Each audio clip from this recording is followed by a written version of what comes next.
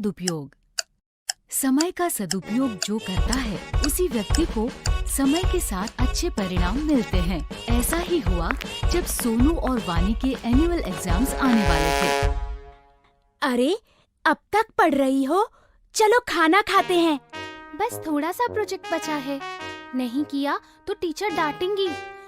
और अगले वीक से एग्जाम्स भी तो शुरू हो रहे हैं। वानी बहुत ही मेहनती और समय का सदुपयोग करने वाली बच्ची थी, जबकि उसका भाई सोनू बहुत ही लापरवाह और शैतान बच्चा था।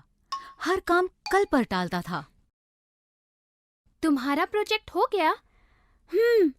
अभी से प्रोजेक्ट? वो तो 6th पीरियड में देना है। अभी भी 2 पीरियड बचे हैं। मैं झट से कर लूंगा। अब जल्दी आओ, भूख लगी है और खेलना भी है। अरे सुनो, रुको, नहीं करोगे तो टीचर डांटेंगी। सोनू और वानी के मम्मी पापा हमेशा सोनू को वानी का उदाहरण देकर समझाते थे। देखो सोनू बेटा, अब तुम बड़े हो गए हो। खेल के साथ साथ तुम्हें अपनी पढ़ाई पर भी ध्यान देना चाहिए। हाँ मम्मी, कल से पक्का। सोनू, समय का सदुपयोग करना अपनी बहन से सीखो। देखो, समय से पढ़ती है, समय से खेलती है, आज का काम कल पर कभी नहीं टालती। आप देखना, मैं भी कल से पक्का ऐसा ही करूँगा। अभी जाऊँ खेलने, प्लीज। सोनू की लापरवाही दिन पर दिन बढ़ती ही जा रही थी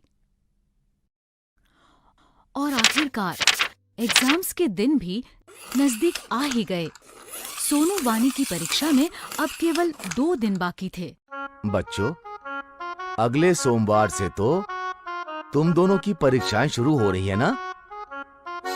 खूब मन लगाकर पढ़ो और अच्छे से परीक्षा दो। सोनू, मुझे तुम्हारी बहुत चिंता हो रही है बेटा।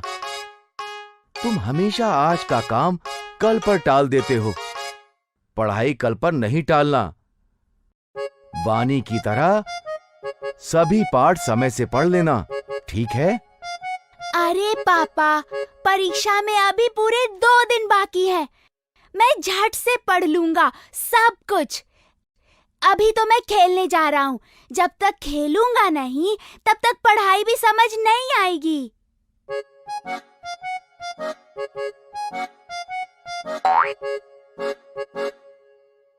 अरे वानी, देखो ना, कितना सुहाना मौसम हो रहा है। आओ ना, थोड़ी देर खेल लेते हैं। पढ़ाई तो बाद में भी कर सकते हैं, झट से सब हो जाएगा। हाँ, मौसम तो सुहाना है, लेकिन मुझे मेरा पाठ पूरा करना है। कल परीक्षा है। इस मौसम में तो खेलने का मजा ही कुछ और है। तुम पढ़ती रहो, मैं तो चला खेलने। कुछ देर बाद वानी ने देखा कि सुहाना मौसम धीरे धीरे आंधी तूफान का रूप ले रहा है और काले बादल उमड़ रहे हैं, मानो बारिश कभी भी हो सकती है। बारिश का मौसम देख वानी को चिंता होने लगी कि अगर बारिश आ गई तो उसका पाठ कैसे पूरा होगा, क्योंकि बारिशों में अक्सर घर की बिजली कट जाती है। उसने सोनू को आवाज दी। सोनू, सोनू सुनो, मौसम देख के लगता है बारिश होने वाली है। शायद रात को बिजली भी कट जाए। खेलना छोड़ो और आकर अपना पाठ पूरा कर लो, वरना कल परीक्षा में क्या लिखोगे? चिंता मत करो वानी, अभी तो दोपहर ही हो रही है। रात को बैठकर मैं फटाफट सब खत्म कर लूंगा। बिजली नहीं जाएगी, बल्कि बारिश के बाद पढ़ने में और मजा आएगा। अच्छा, मैं जाता हूँ, मेरी बैटिंग आ गई। आदत सोनू देर शाम तक खेलता ही रहा, लेकिन उसकी चिंता तब बढ़ी जब अचानक से बारिश शुरू हो गई। सोनू बुरी तरह घबरा गया और घर लौटा, जहां आकर उसने देखा कि घर पर ही नहीं बल्कि पूरे गांव में बिजली नहीं है। ये देखकर सोनू जोर जोर से रोने लगा। कल परीक्षा में मेरा क्या होगा? मैंने तो एक पाठ भी नहीं पढ़ा और अब तो बिजली भी नहीं है। मैं तो फेल हो जाऊंगा। मैंने कहा था ना, अपना पाठ समय से पढ़ लो। मैंने तुम्हें 1 हफ्ते पहले ही कह दिया था कि समय पर पढ़ाई कर लेना, लेकिन तुम्हें कभी कुछ समझ में नहीं आता। अब भोगो। सॉरी पापा, अब मैं क्या करूं? काश मैंने सही समय पर ही अपने पाठ पढ़ लिए होते। उसे समझ आ गया था कि उसकी लापरवाही के कारण उसके पास अब पढ़ने का समय बचा ही नहीं। रोने से अब कुछ नहीं होगा। अब समझ आया कि सब तुम्हें क्यों समझाते थे। अब रोना बंद करो और चलो मेरे साथ। मैंने अपनी पढ़ाई समय पर ही पूरी कर ली थी। मैं तुम्हें सारा पाठ समझा दूंगी और याद भी करवा दूंगी। चलो। अगले दिन दोनों बच्चे खुशी खुशी परीक्षा देने गए। जो समय का करे सम्मान, भविष्य में वो कहलाए महान। असली पढ़ाई। टिंकू और रिंकी दोनों जुड़वा भाई बहन थे। एक ही स्कूल में एक ही क्लास में पढ़ते थे। दोनों पढ़ने में बहुत अच्छे थे, लेकिन अक्सर टिंकू ही ज्यादा नंबर लाता था।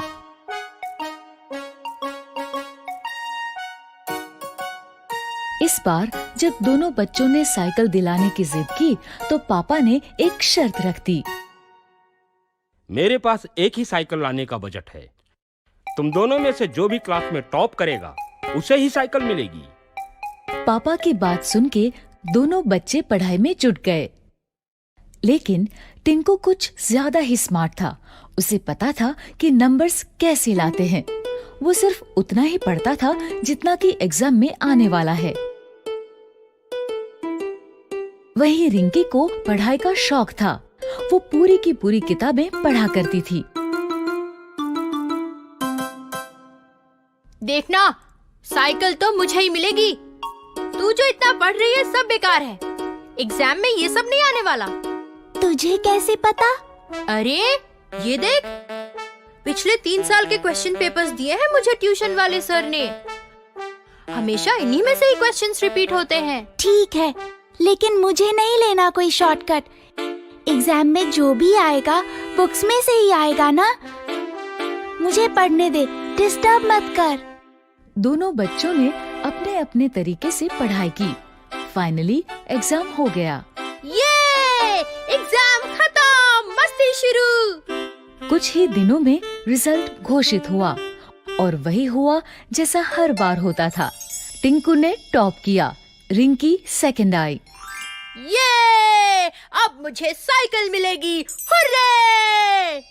टिंकू को साइकिल मिल गई। वो बहुत खुश हुआ। ये लो, लेकिन ध्यान रखना ये तुम दोनों की साइकिल है। रिंकी को भी चलाने देना। लेकिन टिंकू कहाँ अब किसी की सुनने वाला था। वो तो बस साइकिल लेके चंपत हो गया। उसी दिन शाम को टिंकू और रिंकी का रिजल्ट अच्छा आने की खुशी में पूरा परिवार बाहर खाना खाने गया। खाने के बाद जैसे ही होटल से बाहर निकले तो अचानक से 2 लोग माइक और कैमरा लेके उनके सामने आ गए। हम लोग G1 साइकिल का प्रमोशन कर रहे हैं। बच्चों के लिए एक छोटा सा क्विज है। अगर सारे जवाब सही दिए तो G1 की टॉप मॉडल वाली साइकिल प्राइज में मिलेगी और साथ ही ये नया बैग और बॉटल भी। दोनों बच्चों ने क्विज में पार्टिसिपेट किया। क्विज में जो सवाल थे वो सारे उनकी बुक्स में से ही थे, लेकिन एग्जाम पेपर से बिल्कुल अलग। रिंकी ने बुक्स बड़ी ध्यान से पढ़ी थी, इसलिए उसने कुछ ही समय में क्विज के सारे क्वेश्चंस हल कर दिए। ये लीजिए अंकल, मैंने सारे क्वेश्चंस कर दिए। क्या बात है, समय से पहले ही कर दिए। Very good. टिंकू ने बहुत कोशिश की, लेकिन उसे जवाब नहीं आते थे।